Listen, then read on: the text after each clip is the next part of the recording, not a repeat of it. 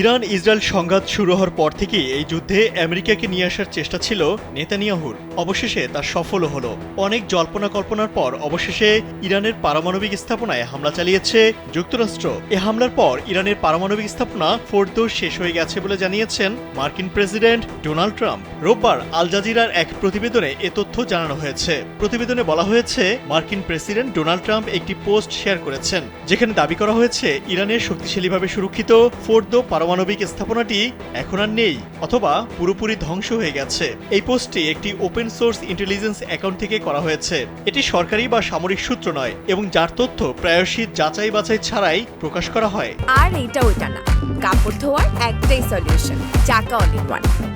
Trump অতীতে বহুবার এমন অনির্ভরযোগ্য বা যাচাই না করার সূত্র থেকে তথ্য শেয়ার করেছেন, যার কারণে তিনি সমালোচিত হয়েছেন। তবে এবার বিষয়টি আরও স্পর্শকাতর, কারণ এটি আন্তর্জাতিক নিরাপত্তা এবং যুদ্ধ পরিস্থিতির সঙ্গে জড়িত।